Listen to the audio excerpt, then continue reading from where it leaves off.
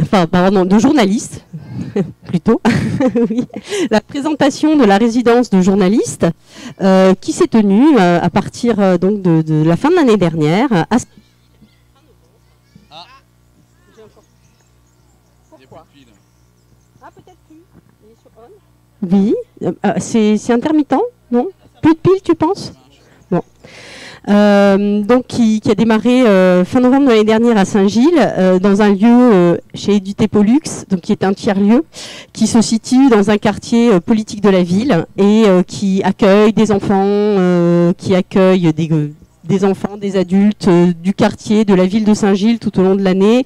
Et il est ouvert, bien entendu, c'est un lieu qui accueille aussi des résidences d'artistes et qui est ouvert en fait à la création. Et oui, et je vais te passer la parole, c'est promis. Je sens, je sens que voilà, de toute façon, c'est toi qui parles en premier. Donc, les résidents vont se présenter les uns les autres et vous expliquer cette résidence de journaliste. Alors, pourquoi une résidence de journaliste, David, chez Édité Pollux? Raconte-nous. Bah donc en fait avec Hack, il y a eu une rencontre avec Agathe Baudouin à ma gauche et il y a dans Édité Pollux un projet qui s'appelle le BAM, donc le Bicolor Artistic Media, qui est né pendant le Covid et c'est un projet d'essayer de faire un journal.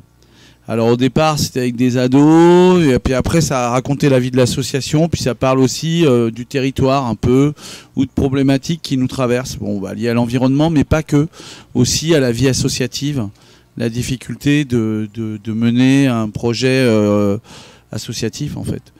Trouver des financements, trouver des gens avec qui faire des choses, enfin voilà, et puis aussi essayer de répondre à des problématiques. Et donc la première problématique à laquelle répond le BAM, c'est une question de l'information, de la démocratie locale.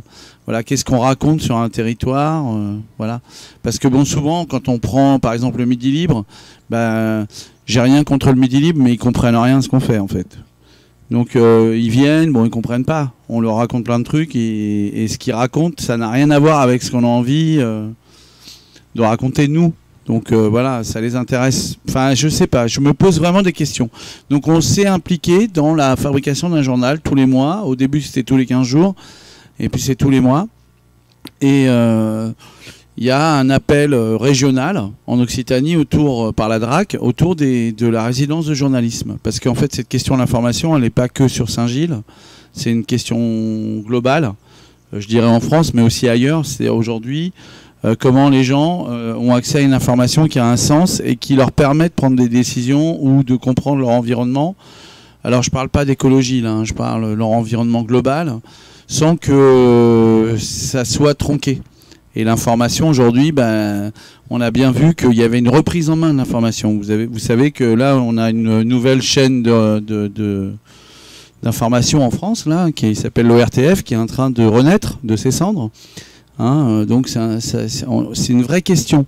Et c'est pas une question anodine, c'est une question de qui produit l'information, comment elle se produit, enfin comment elle se fabrique, voilà.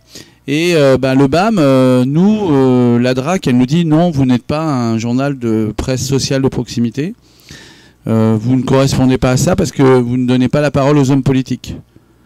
Donc on leur a dit ouais, c'est vrai. Donc, mais est-ce que les hommes politiques n'ont pas déjà suffisamment la parole? Peut-être trop d'ailleurs. Et donc il y a un problème avec ça, c'est-à-dire que est-ce que la société c'est les hommes politiques ou c'est les gens qui font les élections? Enfin, il y a une question. Et donc le BAM est traversé de questions démocratiques comme celle-là. Et on a, avec Agathe Baudouin, réfléchi à répondre à un appel de la DRAC et on a axé cet appel sur la question de la résistance. Alors, et on a imaginé un territoire qui est pour nous le territoire logique de Saint-Gilles, c'est-à-dire le triangle Aigues-Mortes, parce que c'est au bout du canal, et Vauvert. En fait, ces trois villes ont à peu près la même taille, et elles sont dans un triangle en Camargue, et elles ont un peu une culture, elles partagent une culture. Et on a répondu là-dessus, on s'est posé la question des résistances. Donc on a sorti un premier fanzine autour de la question du sel, parce qu'en Camargue, on résiste à la montée du sel, qui va complètement modifier le territoire. On le sait déjà, il y a une montée des eaux, etc. Et donc il y a des résistances par rapport à ça. Et ce travail, ça a fait l'objet d'un fanzine, parce qu'en fait on n'arrive pas à s'appeler vraiment journal, on n'arrive pas, voilà. Donc on est un bicolore machin, et voilà. Mais par contre, on invite tout le monde à participer à ça. Et c'était important pour nous de trouver des moyens pour avoir une investigation du territoire par des gens dont c'est le métier et qui ont des méthodes. Parce que nous, on fait ça d'une manière associative. Alors c'est un peu différent. Voilà, je vais céder la parole à Sylvie. Alors, vous avez associé donc avec Agathe donc d'autres talents autour de vous. Antoine Chao, que vous avez peut-être entendu au micro de France Inter, voilà, qui est journaliste depuis un certain nombre d'années à la radio, qui a d'ailleurs une carrière aussi, je crois, musicale, on m'a dit. Voilà, donc il y a multiples casquettes. Romain Boutillier, que certains d'entre vous connaissent sans doute, notamment les Arlésiens, voilà, qui est un photographe. Et dont les images ornent souvent les rencontres d'Arles. Et puis, Lucie Lux. Alors, comment la définir, Lucie? Parce que aussi c'est une artiste multicasquette, hein, graphiste, plasticienne.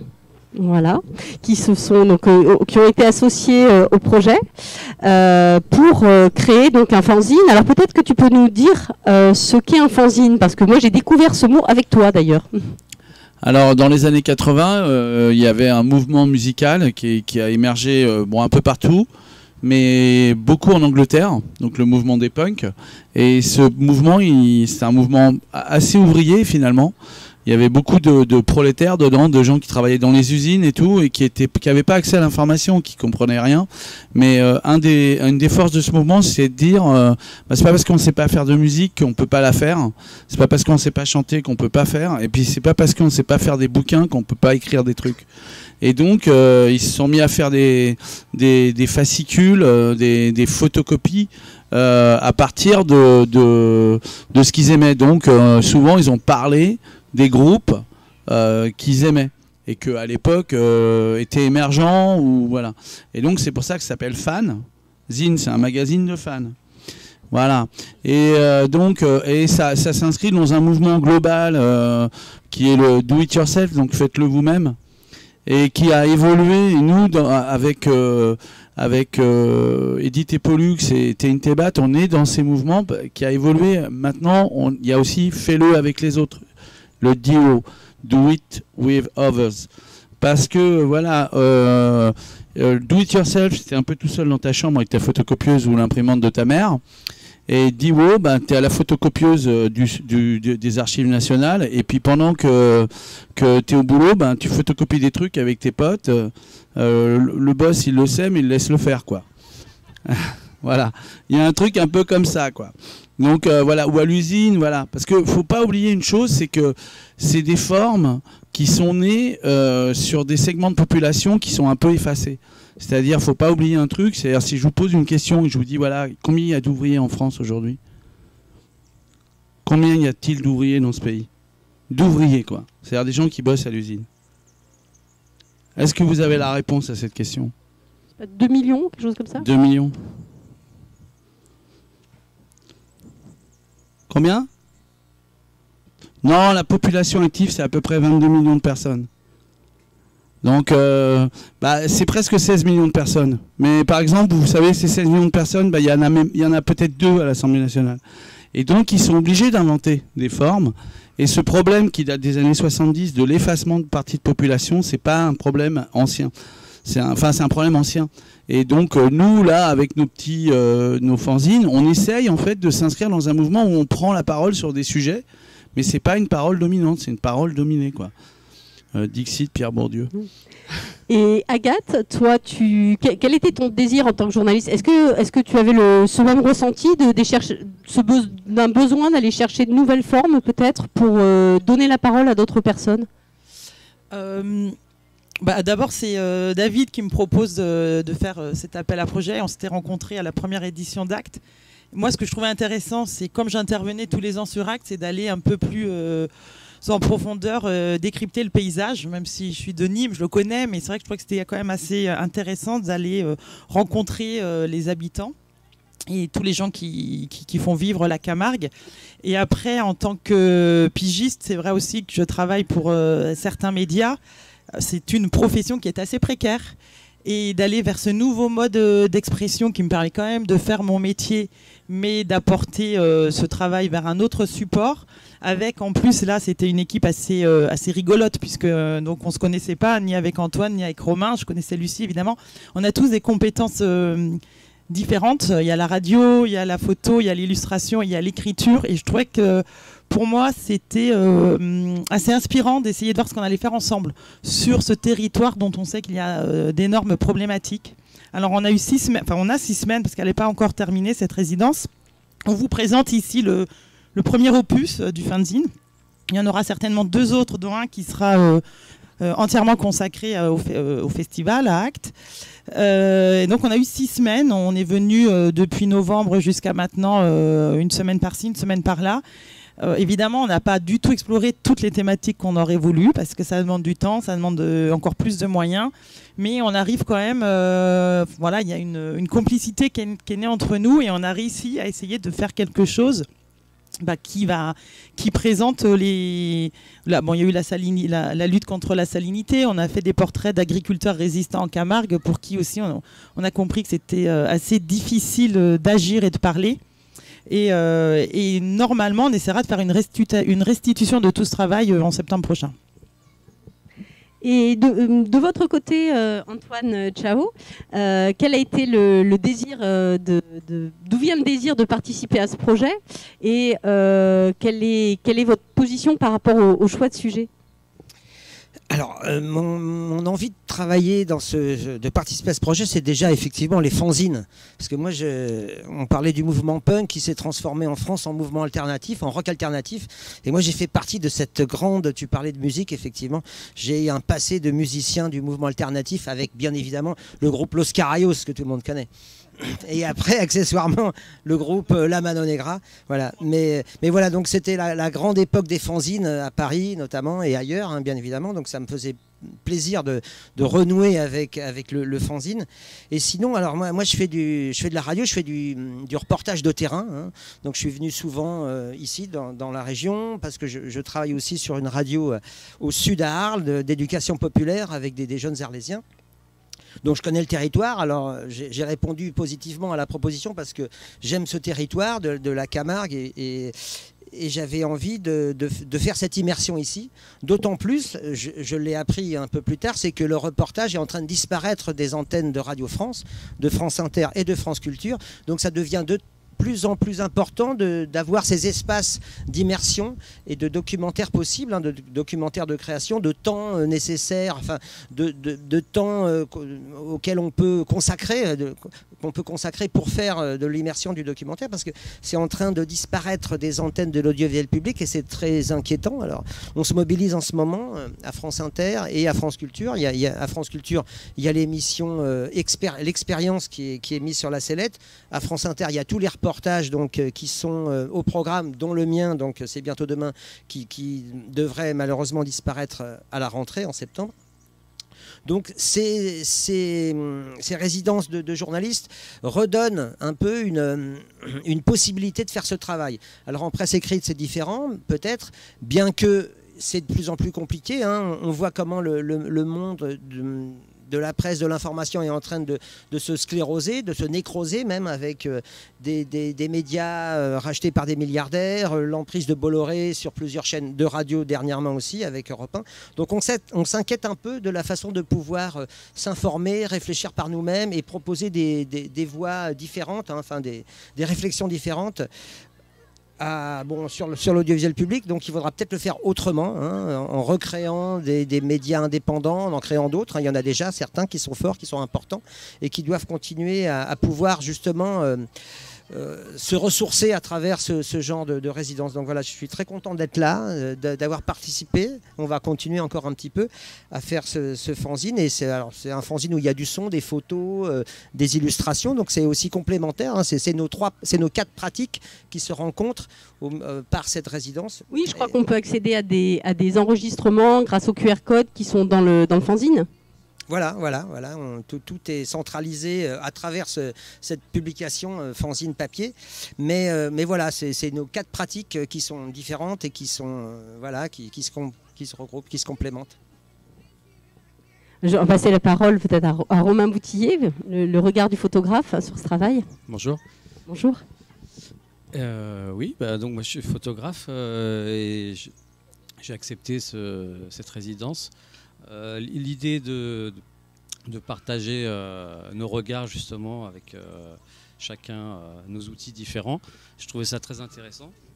C'était pour moi une première, on va dire, en termes de résidence de journaliste, parce que moi je fais du reportage, je fais du portrait, je travaille un peu pour la presse nationale, j'ai fait beaucoup de guides touristiques aussi, mais là d'être parti sur quelque chose qui est la résidence de journaliste, elle offre une grande liberté en fait à ce projet, c'est-à-dire qu'on peut vraiment aller fouiner et proposer des choses intéressantes, et avec une restitution avec des supports très différents, c'est-à-dire qu'à la fois on a sur un support papier, mais aussi on a fait des objets, c'est-à-dire ce qu'on appelle un diaporama, enfin diaporama sonore, donc avec à la fois une immersion avec mes photographies, avec ces illustrations, avec les témoignages, les enregistrements d'Antoine. C'est quelque chose qui est assez complet et qui nous plonge vraiment dans une rencontre. Alors, c'était vraiment très très chouette, l'aventure était très chouette d'aller rencontrer les gens et de passer 2 heures. Antoine fait des prises de son, moi j'étais en train d'essayer de faire une immersion à travers des photographies pour vraiment plonger vraiment dans l'atmosphère, parce que c'est vrai que des thématiques sur la salinité par exemple, c'est très compliqué de la rendre visuelle en fait, puisqu'on ne la voit pas. Donc à chaque rencontre, j'ai essayé de faire un portrait de la personne à travers l'environnement aussi dans lequel on est, que ce soit de la matière, de la nature, tout en ayant cette liberté de créativité artistique, une espèce de mélange comme ça, et puis d'aborder vraiment plusieurs thèmes. Moi je connais bien la Camargue, j'ai fait un travail aussi assez important. J'ai sorti un livre au mois de juillet dernier sur la Camargue, mais avec un regard un petit peu différent du regard des images qu'on peut voir de la Camargue. J'ai fait un livre en noir et blanc, en format carré, et je montre une autre réalité de la Camargue aussi. Donc c'était un peu aussi, j'allais un peu dans le même esprit en termes de mon écriture photographique, et d'avoir vraiment cette grande liberté de pouvoir exprimer avec chacun nos talents, on va dire. C'est vraiment très intéressant. Oui, c'est vrai que la Camargue, on a une image de carte postale qui est totalement fausse d'ailleurs, de la Camargue sauvage. Alors certes, il y a des chevaux, mais elle n'est pas du tout sauvage, de toute façon, la Camargue.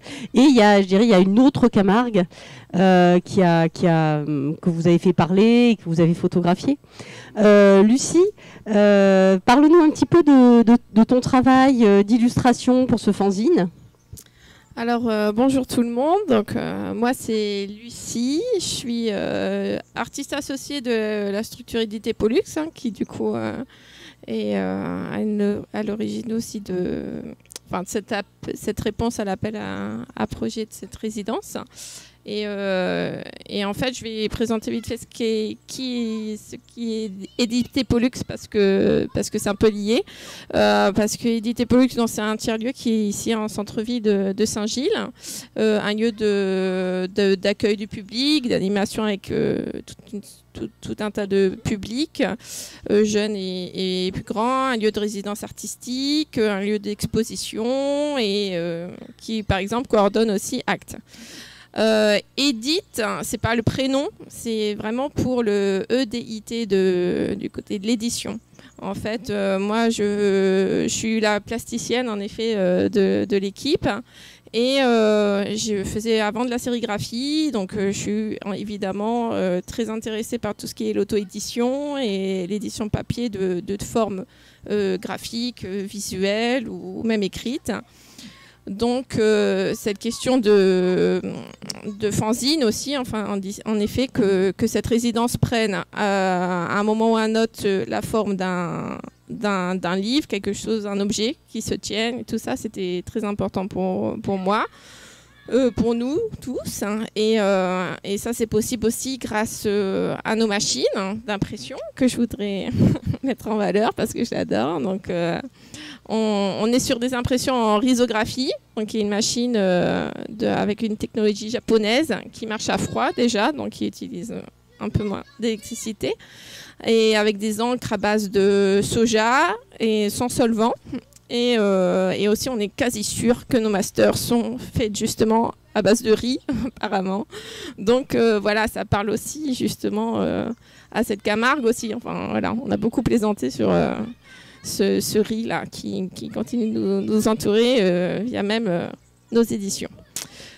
Et qu'est-ce que je voulais rajouter de plus? Donc, je suis voilà, l'illustratrice de l'équipe. Donc, j'ai essayé, voilà, j'ai embarqué avec tout le monde. Hein, on partait à l'aventure, rencontrer des gens. Et au début, je m'étais je m'étais dit, bon, il faut que j'arrive à visuellement présenter un peu la problématique, cette forme de résistance, graphiquement, peut-être quelque chose de plus schématique, de quelque chose qui pourrait amener en plus des écrits, du son et de la photo, mais c'était pas évident.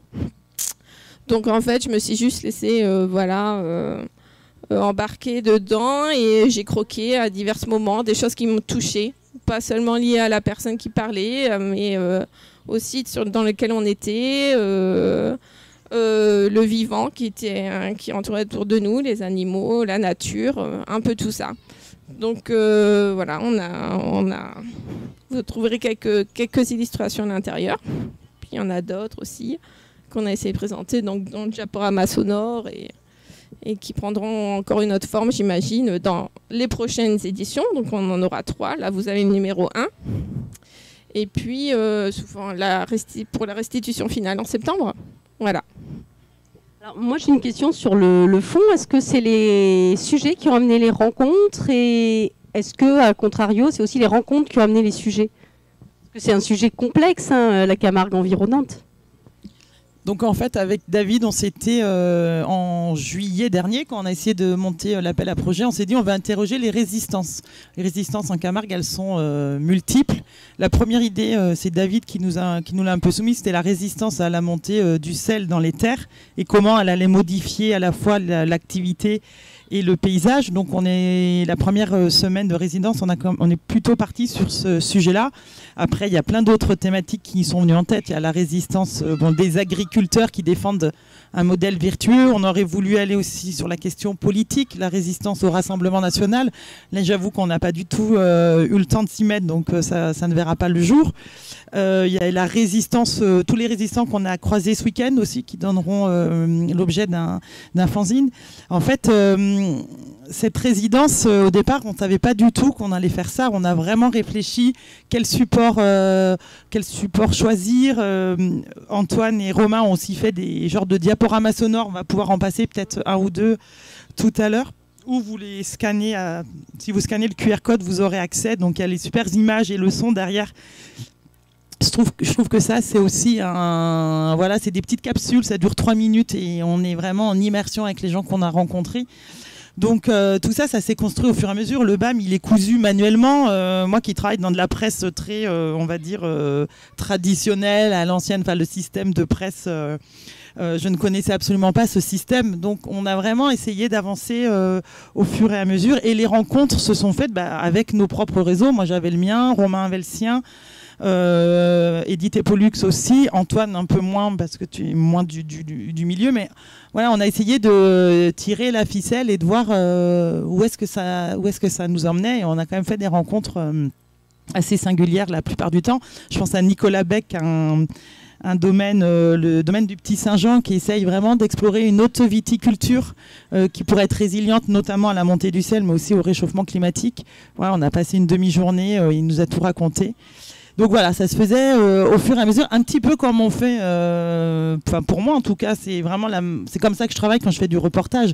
J'essaye de voir qui je peux aller interroger et quel message ils peuvent transmettre. Sauf que là, on était 4 et on avait beaucoup plus de temps quand on fait, pour moi en tout cas, que quand je fais de l'actualité et que je dois rendre un article en 48 heures.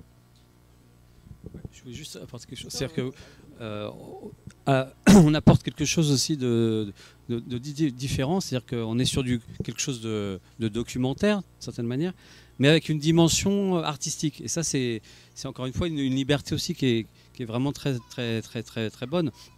Parce que là, les diaporamas sonores, on est dans quelque chose de très documentaire, mais avec de l'abstraction dans les photographies, de l'esthétique, vraiment de l'esthétique. Et ça, c'est vraiment très, très, très, très agréable à réaliser en tout cas. Et puis avec cette possibilité d'avoir des supports différents, c'est-à-dire à la fois sur papier, sur écran, et puis aussi peut-être sur de l'affichage dans les rues aussi. Donc il y aura plusieurs supports pour pouvoir présenter ce travail. Juste aussi peut-être expliquer que dans le cadre de ce travail, c'est vrai que la liberté, elle est aussi éditoriale. Il n'y avait pas de chef, il n'y a pas un chef d'édition. David, qui est un petit peu le coordinateur, nous a vraiment donné le temps qu'on souhaitait. Il ne nous a pas du tout donné de ligne de conduite, premier aspect. Et deuxième aspect, cet appel à projet impose aussi dans le cahier des charges des rencontres d'éducation aux médias. Donc on a fait une première journée de restitution à la Croisée, où Antoine et Romain ont initié les jeunes à la prise de photos ou au son. On peut faire aussi de l'écriture. Mais l'éducation aux médias sur le territoire, elle fait vraiment partie de la résidence. On mène des projets avec la population. Oui, on voit que l'éducation aux médias, c'est effectivement essentiel aujourd'hui, puisque on s'informe énormément au travers de sources qui ne sont pas du tout fiables. On voit les dégâts ces dernières années, avec notamment les possibilités qui vont être offertes par la possibilité de modifier les images de manière un peu profonde, de créer littéralement de fausses interviews, de fausses images. Donc c'est vrai que c'est essentiel comme travail. Je voulais vous demander ce que vous a appris ou ce qui vous a surpris au cours de cette résidence en fait. Qu'est-ce que vous avez rapporté de cette résidence? Alors moi je travaille sur les questions sur les mobilisations sociales et environnementales au niveau national et je savais bien qu'ici ce territoire a été tiraillé par beaucoup de problèmes environnementaux et sociaux. D'ailleurs, je vous invite à aller écouter un documentaire qui sera diffusé, sonore aussi, qui sera diffusé, je crois, juste à côté. Et ça sera ici même, après nous, génial. Donc à 15h, sur la question des travailleurs détachés. Ça se passe vraiment autour d'ici. Et j'ai découvert, notamment en travaillant avec Agathe, sur la question de l'Avanza, donc de ce herbicide très, très néfaste qui est utilisé dans les rizières en ce moment. Voilà, moi, ça m'a donné aussi beaucoup de sujets à continuer à investiguer, à travailler. Donc malheureusement, peut-être pas sur France Inter à la rentrée, mais ailleurs. L'idée, c'est de continuer à développer des médias indépendants pour pouvoir dénoncer ce qui se passe. Et effectivement, moi, ça m'a permis de faire une immersion de plusieurs semaines ici et à découvrir des sujets, même si j'en ai déjà traité d'autres dans le secteur. Mais ça m'a ouvert beaucoup de connaissances et de contacts avec les gens qui se mobilisent ici, et que j'ai été ravi de rencontrer, avec lesquels j'ai été ravi de partager les problématiques et de réfléchir à comment dénoncer, à comment lancer l'alerte, parce qu'il y a aussi la question de lancer l'alerte. On a vu ça avec Bernard là, avant-hier sur la question de l'Avanza. Et c'est précieux voilà, d'avoir ce temps d'investigation, de travail sur le terrain. Voilà. C'est vrai que ça a été à chaque fois des belles rencontres et on passait vraiment pas mal de temps. C'était 1 heure, voire 2 heures à découvrir l'univers et puis à s'imprégner vraiment de la personne. Donc c'est toujours, que ce soit par la photographie, par le son, c'est toujours ce que je dis souvent, c'est un prétexte finalement, la photographie aussi, à aller à la rencontre, à la curiosité des autres et apprendre, et puis à essayer aussi de pouvoir apporter une petite pierre à la lutte ou au combat, en tout cas sur certaines choses. Moi, ce qui m'a le plus, ce qui me choque le plus, ce qui me surprend le plus, on l'a touché du doigt avec la résidence, mais je me rends compte chaque jour quand je viens ici et que je fais du reportage, c'est que les échanges entre les habitants sont vraiment impossibles en fait. Chacun reste sur ses positions. Il y a des très grosses problématiques qui traversent le territoire. Évidemment, on n'a pas pu toutes les explorer. J'ai aussi travaillé sur la ligne très haute tension et ça on ne pourra pas le faire dans le cadre de la résidence. Mais quelque part, c'est la résidence qui m'a amené à ce sujet-là. Et en fait, je me rends compte qu'en Camargue, dès qu'on essaye de travailler sur des sujets environnementaux et un petit peu sensibles, c'est très compliqué de mettre les gens qui ne pensent pas de la même chose autour de la table et même nous d'avancer sur ces sujets-là. Il y a des pressions plus ou moins nettes, mais ça, on l'a vraiment découvert. Enfin, moi, en tout cas, je l'ai découvert à travers cette résidence. Et cette résidence aussi, alors je connaissais déjà évidemment Édité Pollux, mais d'y être et d'y passer des semaines entières, je me suis rendu compte du travail vraiment particulier que réalise cette association dans une mairie ou enfin une municipalité où en fait on a l'impression que la municipalité est assez on ne voit pas ce travail-là. En fait, le travail qui est fait aussi, c'est au cœur d'un quartier prioritaire de la ville. Quand on faisait nos reportages, nos réunions de rédaction, etc., les habitants venaient, on les rencontrait. Donc voilà, c'était des portes ouvertes. On n'était vraiment pas dans le milieu journalistique où on serait dans notre salle là en haut à voir personne. On était vraiment au cœur du tiers-lieu. Donc on a vraiment pu rencontrer les gens et voir aussi la scission que je trouve qu'il y a. D'ailleurs, j'ai pas vu beaucoup d'élus de Saint-Gilles venir ce week-end. Donc voilà, ça dit beaucoup et quelque part, ça m'inquiète. Moi, ce que je voudrais rajouter peut-être, c'est que c'est vrai que on travaille beaucoup tout au long de l'année au sein de notre lieu. Merci beaucoup Agathe d'ailleurs pour ce que tu viens de dire. Et c'est vrai que en tant qu'artiste associé, j'ai pas au final plus beaucoup de temps pour moi et la création. Ça faisait quand même en fait une éternité que j'avais pas pris le crayon et le papier pour croquer des choses. Donc c'est exactement ce quoi doit servir ces résidences. Beaucoup de gens ici savent ce que ça représente comme temps de création et en effet il y a ce moment où vraiment on a du temps pour rencontrer les gens, pour chercher. C'est des temps de recherche en fait. On a plein de temps de réflexion et tout ça et donc c'est très important. Et je pense qu'on a déjà réussi des belles choses là et ça va continuer, on va continuer de produire et tout ça, mais déjà on peut être fiers de nous sans se mettre non plus trop la pression. Enfin voilà, des fois moi j'étais des fois un peu trop, célébrer. Oui, on peut s'applaudir, c'est vrai quand même. Non mais ouais, super, merci. Non mais voilà, comme quoi c'est pas forcément évident de réussir à rebondir comme ça sur des sujets aussi importants en plus, mais on a essayé, puis on a plutôt réussi et déjà voilà, ça c'est déjà bien dans cette résidence et voilà. Et ça va se poursuivre encore. Voilà. Alors, ça va se poursuivre. Il y a un numéro 2, qu'est-ce qui suit ce fanzine ? Oui, il va y avoir un numéro 2, puis un numéro 3. Comment le 2. Ouais, les le deuxième sur les agriculteurs. Et le troisième, qu'on a dit aussi tout à l'heure, ici sur Acte. Et ce que j'ai oublié de dire aussi tout à l'heure, c'est que donc vous avez compris qu'il était produit main du début à la fin jusqu'à la couture. Et donc là, il vous en reste plus beaucoup parce qu'en plus, on en a un peu distribué hier. Par contre, n'hésitez pas à en passer chez Édité Pollux parce qu'on y en a encore beaucoup. Sauf que notre machine à coudre était tombée en panne. Depuis, on s'en a acheté une semi-professionnelle. Donc, on va pouvoir continuer de coudre les livrets qui nous restent. Donc voilà, si vous n'en avez pas tous eu, vous pouvez passer chez nous. Et ceux qui les connaissent peuvent témoigner que c'est vraiment une porte ouverte. Il y a du monde qui passe, voilà, des jeunes, des gens du quartier, des artistes, aussi bien dans la cuisine que dans le petit salon. Voilà, donc c'est vraiment un tiers-lieu ouvert. Il mérite son nom. Peut-être qu'on peut passer, si ça vous convient, la parole au public. Il y a peut-être des questions à vous poser, mais ne vous frustrez pas.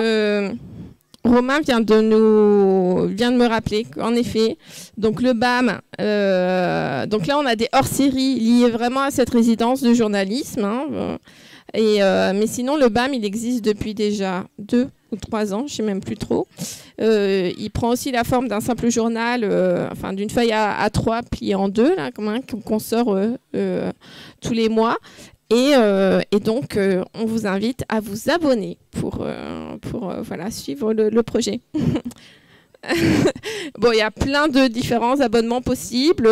Ça va du minimum à 1 €, je crois. Et vous recevez le journal en format PDF. Et puis, ça monte un peu si vous voulez le recevoir et faire votre collection, vraiment collector de tous les numéros du BAM. Et le QR code, pareil, pour l'abonnement, est présent un peu partout, je pense. Enfin, j'imagine qu'on l'a mis, on n'a pas oublié de le mettre. Hein. Non, il doit être quelque part. Voilà, super, merci. Merci. Est-ce qu'il y a un temps de questions ou vous vouliez diffuser quelque chose, je crois? Questions? Très bien. En libre service, donc vous pourrez aller écouter, parce qu'il faut se rapprocher un petit peu, donc les créations donc, ont été faites voilà, de diaporamas, c'est ça, vous m'avez dit, sonores. C'est ça, voilà, je n'ai pas écorché le nom. Voilà, donc vous pourrez vous rapprocher ensuite pour venir voir. Est-ce qu'il y a des questions ou des réactions à ce que vous avez entendu? Pas forcément des questions d'ailleurs. Non, pas dans le public. Alors moi j'en ai. Sinon, ah si, voilà.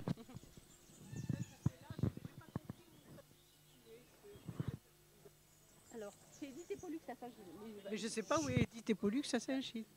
Oui, je ne sais pas où est Edith et Pollux à Saint-Gilles. Alors, Edith et Pollux, on est installé depuis maintenant 6 ans. En fait, c'est un tiers-lieu. Donc, quand on parle d'un tiers-lieu, c'est parce que c'est un lieu où il se passe plusieurs choses. Donc, comme j'ai dit tout à l'heure, voilà, on est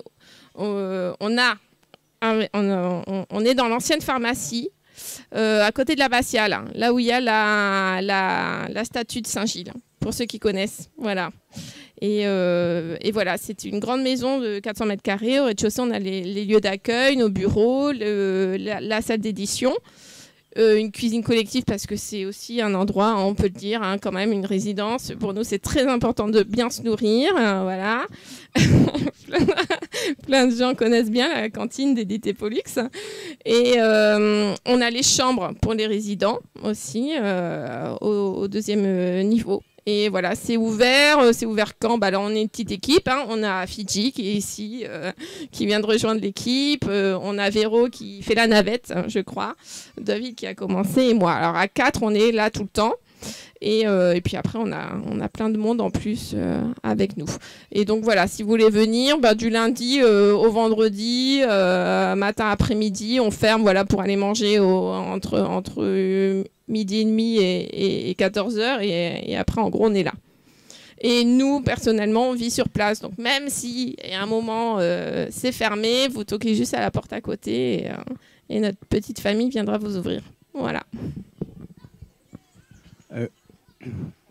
Alors, oui, bon, c'est une super résidence. On aimerait être avec vous, c'est sûr, d'aller voir sur ce territoire ce qui s'y passe. Moi, Agathe et Antoine, vous travaillez tous les deux dans des médias prestigieux. Enfin, pour moi, hein, Agathe, tu travailles beaucoup pour Le Monde. Tu es pigiste, bien sûr, mais moi, j'ai lu beaucoup d'articles sur toi, sur la Camargue. Antoine, c'est France Inter, c'est des émissions qu'on écoute. Et vraiment, quand on vous écoute, on voit une inquiétude liée à vos pratiques professionnelles dans vos institutions qui sont ces emblèmes français. Enfin, je sais pas, Le Monde et les France Inter, c'est quand même extraordinaire. D'où ça vient, cette inquiétude, et comment vous voyez ça? Comment vous ressentez ça, et comment du coup vous trouvez finalement dans cette résidence, cette petite résidence de territoire, une sorte de ressource, vous ressourcez, j'ai l'impression. Ouais, c'est assez étonnant quoi, de vous voir comme ça, ici, dans un petit lieu comme ça. Voilà, ça me surprend en fait. Mais, Bah, moi, pour ma part, déjà l'activité de pigiste, elle est très solitaire. J'avance toute seule, je fais mes reportages toute seule.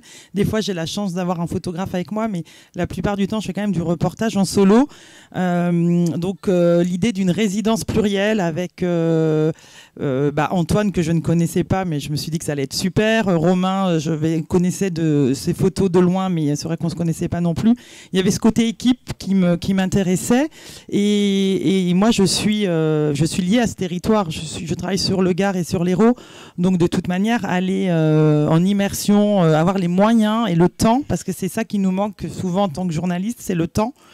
Avoir du temps pour mieux connaître les problématiques d'un territoire. C'était vraiment pour moi c'était une opportunité, parce que tout ce qu'on a fait là, évidemment, ça nourrit le fanzine, mais ça va nourrir d'autres articles qui seront dans Le Monde ou dans d'autres publications du même groupe. Donc c'est cette double opportunité, c'est à la fois de connaître mieux ce territoire et d'alimenter ma réflexion pour nourrir d'autres sujets, et c'est l'aspect collectif. Et puis moi, ça fait quand même 4 ans que je viens qu'on travaille avec Édité Pollux. C'est aussi une rencontre, c'est une aventure humaine. Donc moi, j'étais fortement, j'étais très enthousiaste à l'idée de faire un travail, même si il y a pas mal de fois où je me suis interrogée, parce que faire ça, voilà, pour moi qui ai l'habitude à avoir un cadre très figé, hein, quand on travaille pour Le Monde, c'est soit une page, soit une demi-page, mais bon, je peux pas trop sortir de ce cadre-là. C'est très établi. Là aussi, il y a un côté artisanal. En relisant tout à l'heure, j'ai vu qu'il restait encore quelques coquilles. Bon, c'est vrai que quand je travaille pour Le Monde, j'ai 4 ou 5 relectures après, donc c'est pas le même travail, mais c'est pas grave. Je trouve que, au contraire, de toute manière, vu la problématique du moment, ce qui concerne l'accès à l'information, Le Monde, c'est peut-être très, très prestigieux, mais si vous l'achetez, si vous achetez le Canard, c'est quand même très cher. Et il faut s'interroger comment on va transmettre l'information aux citoyens. Je veux dire, ça peut pas être que BFM ou CNews qui nous transmettent leur point de vue du monde. Donc, essayer de travailler avec d'autres évidemment, je reste très attachée à la presse et j'espère travailler encore le temps avec Le Monde, mais faire ce genre d'immersion. Je fais aussi pas mal d'éducation aux médias. J'essaye d'inventer aussi des petits journaux avec des élèves. Je trouve que ça fait partie moi, en tout cas, en tant que journaliste, c'est très important d'essayer d'interroger ces nouvelles formes de transmission de l'information et aussi de transmettre ça au jeune public. Alors, nous, on est assez inquiets à la radio publique. Donc, c'est une radio publique, c'est l'audiovisuel public et c'est pas l'audiovisuel ou la radio gouvernementale. Et dès le début, donc, Emmanuel Macron a annoncé que l'audiovisuel public était une honte parce qu'il n'était pas au service de son projet. Voilà. Donc, on est inquiet depuis l'arrivée au pouvoir d'Emmanuel Macron, évidemment, avec la suppression de la redevance qui met en péril le budget annuel, donc qui est rediscuté à chaque fois tous les ans de l'audiovisuel public. Donc deuxième gros point d'inquiétude. Et là dernièrement avec l'arrivée de Rachida Dati qui veut au pas de course donc réformer l'audiovisuel public, faire une holding et après faire une fusion de tout l'audiovisuel public, c'est-à-dire de Radio France, de France TV et de l'INA. Donc revenir à ce qu'était l'ORTF il y a 50 ans. Ce qui donne une direction centralisée qui nous inquiète parce qu'on a des pratiques vraiment différentes. On peut avoir aussi des opinions différentes dans chacun de ces médias.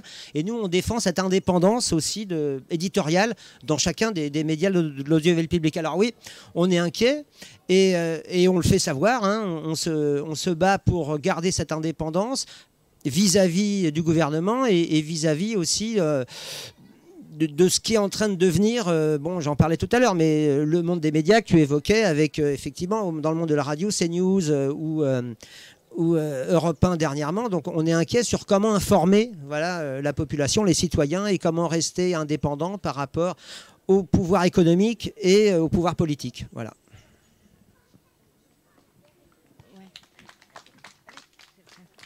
Ok, juste une...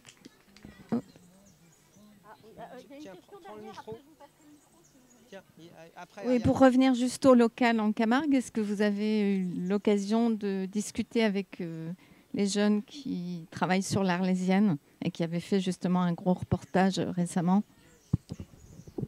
Alors nous directement non, mais David qui est le coordinateur de cette résidence est entré en contact et il y avait même un projet d'essayer de faire quelque chose ensemble. Je crois que ça n'a pas abouti encore, mais c'est en discussion. Ouais. Peut-être pour un rapprochement ou éventuellement un one shot, une série. On est en contact, mais ça passe. David n'est pas là pour en parler. Malheureusement, c'est plus lui qui pourrait répondre à la question. Mais c'est vrai que l'Arlésienne ça reste quelque chose d'extraordinaire pour Arles. C'est une vraie chance de l'avoir. Il en faudrait plus des supports comme ça.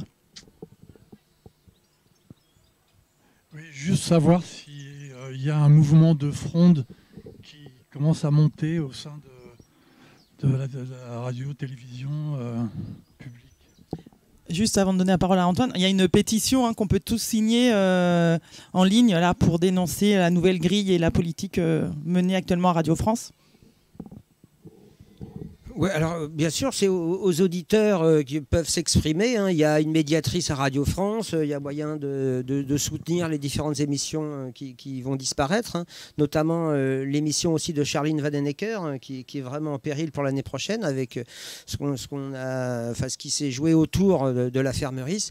Et donc, alors après, à vous en tant que citoyen, de vous faire entendre aussi, quoi, bien évidemment. Alors, nous, on ne va pas mettre en route, nous, on a fait des grèves en tant que syndicaliste à Radio France. Donc, il y a eu une intersyndicale qui a appelé à la grève contre la fusion.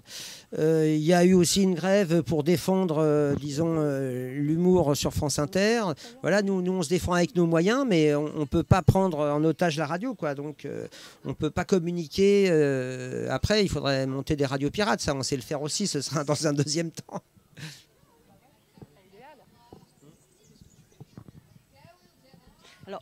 Justement, j'ai laissé la parole au public. Moi, la question que je me pose en tant qu'arlésienne, alors c'est un territoire que je connais un petit peu maintenant autour d'Arles, et les questions camarguaises, un petit peu, je dirais, je les connais un petit peu dans le fond. Comme tu le disais, Agathe, tout à l'heure, ce que tu as découvert, c'est l'impossibilité de mettre des personnes dans la même pièce. Et effectivement, les tensions sont très importantes parce qu'il y a réellement conflit d'usage, conflit d'intérêts sur ces territoires. Et on peut comprendre toutes les parties d'ailleurs. Je pense qu'en tant que journaliste, ça fait partie de ce travail d'investigation, d'aller chercher quels sont les arguments des parties et de l'autre. Et je voudrais savoir, vous, en tant que journaliste, et puis pas que, effectivement, quel peut être le rôle d'un photographe, quel peut être le rôle d'un artiste, pour permettre que ces deux paroles soient entendues et que si elles ne s'entendent pas, s'il n'y a pas consensus en tout cas ou concorde, au moins qu'il y ait possibilité de dialogue. Qu'est-ce que vous pouvez apporter ? Sur la possibilité de dialogue, je vois pas trop, ça paraît très compliqué. Mais déjà, essayer de faire notre boulot. Alors après, ça dépend. Moi, je vais pas faire le même article si je travaille... Si je suis dans le cadre du BAM ou du Monde, parce que quand je suis au Monde, on me demande la neutralité. Donc j'essaye d'aller voir toutes les parties. Par contre, ce que je sais, c'est que on m'a assez facilement ouvert les portes quand je disais que je venais du Monde. Puis après, j'ai reçu des menaces. Alors c'est des textos ou c'est des messages anonymes. Ou alors on me disait finalement je veux plus apparaître. Faut pas mettre ma parole. Faut pas me mettre en photo parce que eux-mêmes avaient reçu des menaces et aussi beaucoup d'hypocrisie. Alors il y a des élus qui n'ont pas voulu me parler, qui n'ont jamais répondu. Alors ils savent nous trouver quand il faut les mettre en valeur pour tel ou tel sujet. Et puis là, comme par hasard, ils m'ont pas répondu. Et ça, moi, en tant que journaliste, je peux juste le raconter et le mettre en scène dans mon article. C'est ce qu'on a fait. Mais sur le sujet notamment de la Venza ou de la ligne très haute tension, c'est impossible de mettre les gens autour de la même table. Et ce qui est un peu dommage, notamment sur la Venza, c'est le manque peut-être d'ambition et de vision, en fait, et aussi de transparence. C'est très difficile de savoir quel impact a réellement cet herbicide. C'est très difficile. Alors là, on nous dit tous, la nouvelle menace, c'est que si on empêche les riziculteurs de travailler, c'est que la Camargue va se transformer en champ à melons. Et on en voit déjà pas mal, des rizières qui sont envahies de plastique pour faire pousser du melon. Cette année, je trouve que c'est c'est prégnant, quoi, on le voit vraiment. Donc on peut raconter ça, mais essayer de mettre tout le monde autour de la table en tant que journaliste, c'est sans doute impossible. C'est essayer de faire comprendre les enjeux, de clarifier, d'aller plus loin, d'essayer d'avoir cette information des clés, de raconter ce qui se passe, et peut-être après, on est lu par des gens qui peuvent aussi se mobiliser, qui peuvent, pourquoi pas aussi voter. Enfin, moi, mon ambition, c'est de transmettre ce qui se passe, d'essayer de décrypter ce qui se passe au plus grand nombre. Alors, c'est vrai que si les articles sont pas tous en accès libre, par exemple, sur Le Monde, mais ça... Pour le coup, c'est gratuit, donc on peut aussi essayer pourquoi pas, d'inventer de nouvelles formes. Et je trouve que ça, moi aujourd'hui, je suis à un moment de ma profession, je me dis, bah oui, je vais continuer à travailler, pourquoi pas, pour la presse nationale, mais d'inventer ce genre de support ou de nouvelles formes de transmission de l'information avec peut-être un parti pris plus clair, qui ne soit pas que dans la neutralité. Je suis à un moment de ma carrière où ouais, ça m'intéresse. Excuse-moi, c'est justement sur ces nouvelles formes, quelle piste on a en fait? Alors moi, je souligne quand même, d'abord ici, nous sommes sur un site du ministère de la Culture.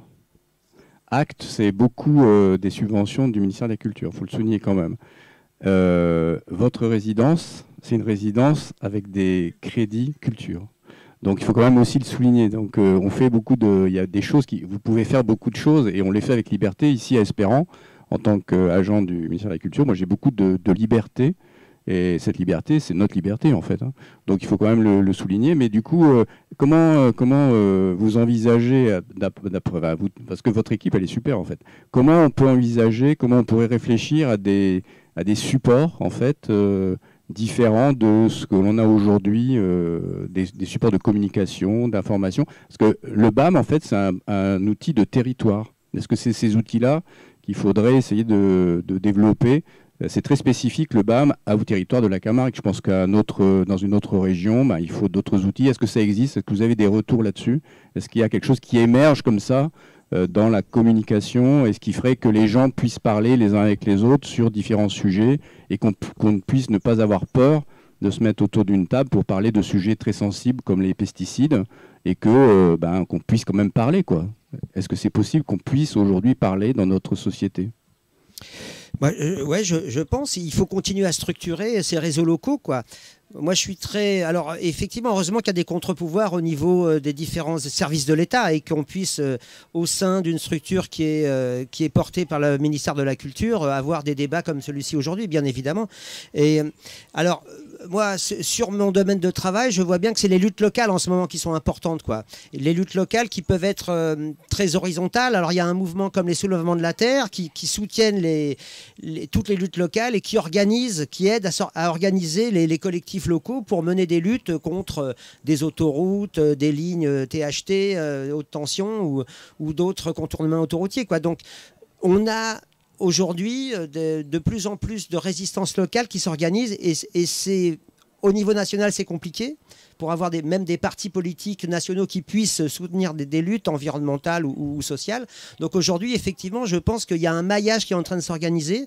Je pense au Soulèvement de la Terre ou aux naturalistes des terres qui s'organisent au niveau local pour soutenir des luttes environnementales notamment. Mais voilà, effectivement, et des lieux comme ici, c'est pour ça que je trouve que c'est important. Ces productions-là aident à tisser à organiser un tissage local qui devient après national ou régional, etc., quoi. Après, pour la question, elle va rester entière si on veut financer des nouveaux supports. En fait, c'est tout le problème de la presse aussi en ce moment. La presse quotidienne, la presse écrite, elle fait elle est dans un grand questionnement de crise parce que ça coûte cher à produire et il n'y a pas beaucoup de gens pour l'acheter. Donc, inventer des nouveaux supports, on peut y réfléchir, mais la principale question, ça va être quel est le coût de l'information? Parce que voilà, nous là, c'est la subvention de la DRAC. Au départ, quand on a répondu à l'appel avec David, on a dit mais je lui ai posé la question, je lui ai dit ça veut dire quoi? Ça veut dire la DRAC, c'est l'État. Est-ce qu'on va devoir suivre une ligne? Est-ce qu'on va pouvoir être libre? Et lui, tout de suite, a dit on sera libre et on aura le ton qu'on veut. Et c'est vrai qu'on n'a pas été empêché là-dessus. Mais on ne peut pas vivre, on ne peut pas faire ce boulot-là que de subventions. C'est pas possible, une subvention de l'État. Donc il faudra peut-être être amené à réfléchir. C'est quoi une information, une véritable information, et elle a quel coût? C'est pas vrai que... Alors, parce qu'avec les sites internet, on peut avoir accès à plein d'infos. Et les réseaux sociaux, sur les réseaux sociaux, il y a plein d'informations très intéressantes et vérifiées. Mais en vérité, ça a quand même un coût, et ça coûte cher de produire. Si on veut produire de la bonne information, ça a un coût. Et aujourd'hui, on voudrait faire de l'information à tout va. Les pigistes, les journalistes indépendants sont dans une véritable précarité. Et bah, ça, peut-être qu'il va falloir y réfléchir. Mais pour l'instant, je ne vous connais pas, moi, beaucoup de supports comme ça. Peut-être, Lucie, tu pourrais plus en parler. Après, il y a l'Arlésienne, par exemple. C'est sûr que l'Arlésienne, c'est un véritable modèle, totalement indépendant. Peut-être il faut les inviter l'année prochaine pour poursuivre la discussion. Ça pourrait être sympa. Oui, s'il vous plaît. Oui. De qui viennent les menaces? C'est ce qui nous intéresse pour qu'on lutte contre ces non, je vais pas le dire, ça. Mais c'est assez facile à deviner. J'irai pas plus loin là-dessus. Ce sont des individus ou des sociétés ou des... Il y a des syndicats, il y a des individus. Merci.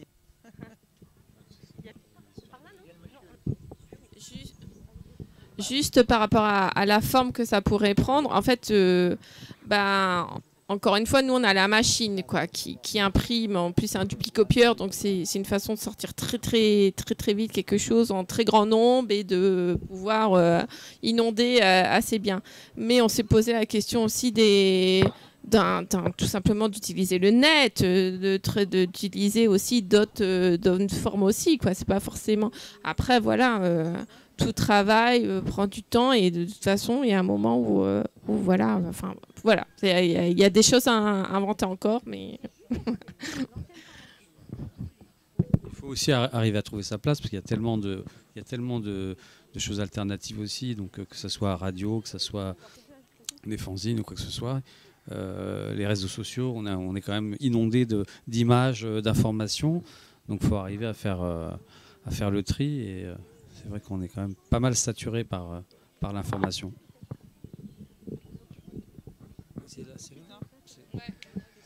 Que pensez-vous des langues régionales? Est-ce qu'il faut les conserver? En ce qui nous concerne ici, nous avons effectivement le provençal, nous avons des traditions, nous avons des coutumes, nous avons un enracinement en Camargue, et je pense que quelle est votre position, et est-ce qu'il faut se battre pour conserver ces traditions et cette langue provençale qui est merveilleuse et qui retrace effectivement notre grand seigneur Frédéric Mistral?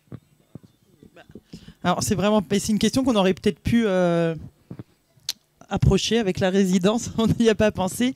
Bah oui, certainement, moi je suis pas très bien placée pour répondre à cette question, mais ça pourrait être, en tout cas toutes les menaces sur ces langues régionales, peut-être que ça pourrait faire l'objet d'un article. Je ne sais pas si tu veux répondre, Antoine. Non, mais moi aussi, je trouve que Frédéric Mistral est formidable, hein. Donc, je travaille régulièrement au Muséum Art Latin avec grand plaisir. Et effectivement, toutes les cultures régionales sont à préserver, sont à défendre, bien évidemment. Ouais, dernier. Juste dire que le Gard, c'est très grand. Comment on peut vous aider concrètement pour diffuser BAM ?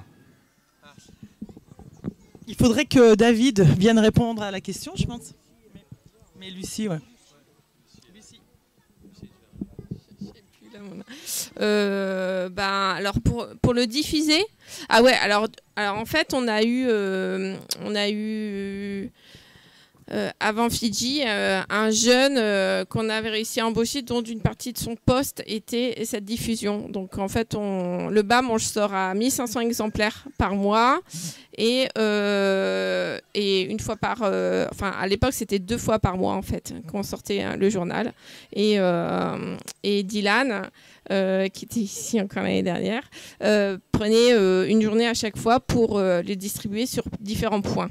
Des points qui sont déjà travaillés travailler avec les commerçants, enfin des gens qui acceptent de donner une place à ce BAM qui représente un A4 sur leur comptoir. On a pensé à des présentoirs, on a pensé à plein de trucs, mais l'air de rien, c'est vrai que c'est quand même beaucoup de travail déjà pour faire toute cette route à travers toute la Camargue, pour qu'il y en ait un peu partout. Et puis, pour maintenir une vraie dynamique avec ces gens qui ont bien voulu l'accueillir.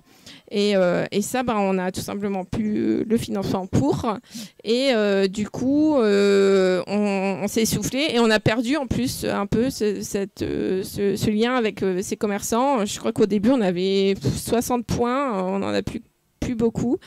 Et on réfléchit à faire autrement et à envoyer en gros par courrier en fait, tout simplement, que ça reviendrait moins cher. On est en discussion avec la Poste pour savoir comment cela est possible, tu vois, pour que certains récupèrent et puissent dispatcher des bénévoles comme ça qui puissent, par exemple à Aigues-Mortes, on travaille pas mal avec les remparts d'Aigues-Mortes et on essaye, voilà, qui nous adorent, avec qui on fait plein de belles choses et voilà, ils sont engagés à eux-mêmes distribuer sur la ville. Donc si on arrive à faire ça sur différents points du Gard, ça serait en effet génial, quoi. Voilà. Oui. Ouais.